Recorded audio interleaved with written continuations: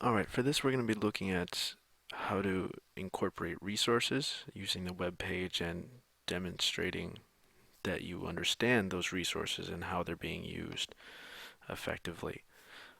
For this, uh, really this is going to be using a lot of materials that are on the internet, but you could also use any other materials you might like.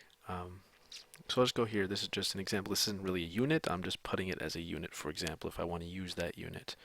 Like I have my first unit here, and these are just some examples. These aren't actually from a unit again. But one of the coolest parts about having a website like this is that you can, if you're using any media from the internet, you can actually embed the media, provided it's the right file type.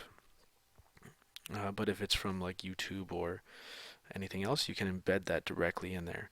And you just come up here, and of course they have YouTube videos. You can also embed videos and audio players, or files or slideshows or photos, anything like that. So if you're using any resource, even just a document from somewhere, you can again embed that directly into the website here, and then someone can look at it and say, oh, well, they were using this.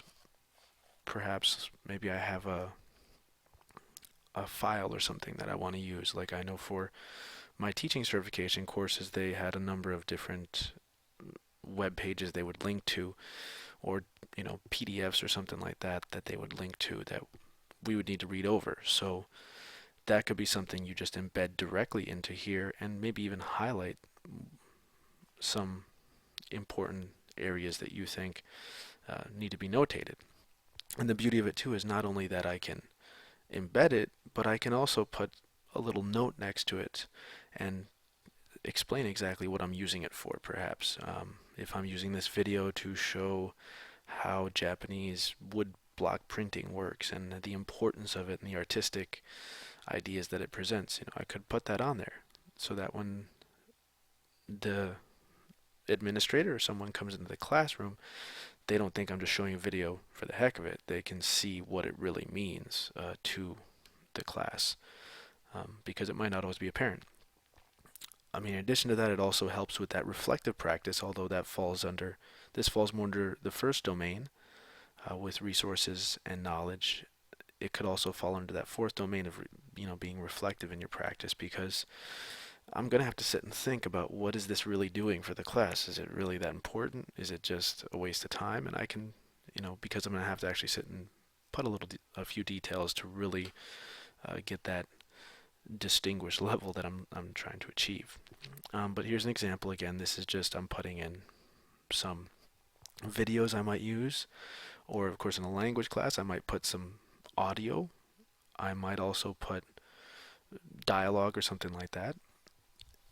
And the cool thing obviously with some of this is that I can actually have another website attached to this and link to it where students can access it too. So this is not just the administrator that might be able to see this part of this website, but I could have another corresponding website that would be available as students as well, so they could get a lot of these materials.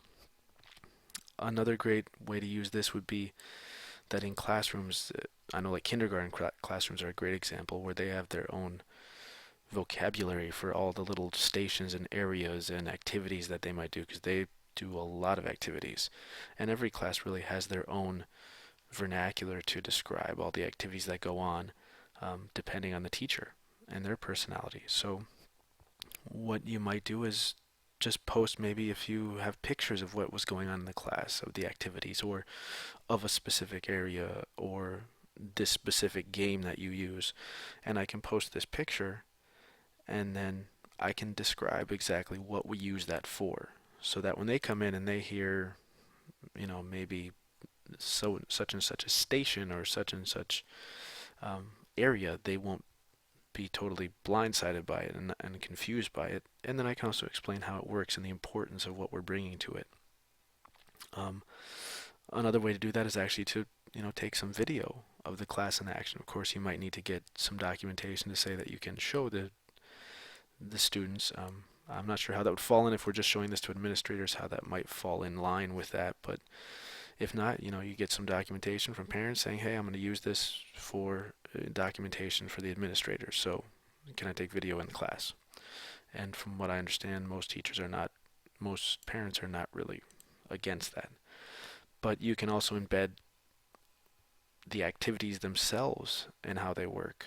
And then again, it sets the expectation for the administrator coming in, and it lets you also look at it and reflect upon it as well and see where your mistakes might have been, and kind of, you know, each time you're putting it up there, you're looking at it, and then the administrator might look at it and just see, maybe they don't understand how a Japanese conversation class or conversation activity might work. They might expect it to be like a Spanish activity, but it's not the same because the degree of difficulty is so much greater. So they can kind of see what the interaction might be like, and if they're in the classroom, it might not be exactly the same, but this is how it does flow. And maybe there are different factors the day they come in to observe you in that. But this is just a good way to gather how are you using those resources, what are you doing exactly um, within your classroom, and how you can document all of the things that you're doing, and also allow you to keep track and see if you're using diverse resources. If you look at this page and it has 3 different things, then maybe you're not being as diverse as you could. If it has 15 different resources listed here for each lesson, then hey, maybe you're too diverse. Maybe you need to kind of dial it back a little bit. But yeah, it's just a different way to reflect on all of this, and then to provide, again, that data and gathering all that information again, because that's really what we're trying to do here, especially, is to kind of be able to gather as much data as possible in a very seamless and easy way. And I think this really does do that. But then you can see in action here would be the website itself. And once we post it, of course here, because I kind of crammed this into a column, it's kind of sticking out the side. So aesthetically not as pleasing. I could have put it below, but I just wanted to get it to fit here. But you can just see how simple everything kind of plays out here. And I have videos and songs and everything else all within this page. And somebody could easily go in there without downloading anything, without having to worry about any troubles.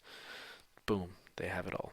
So there's some examples of resources.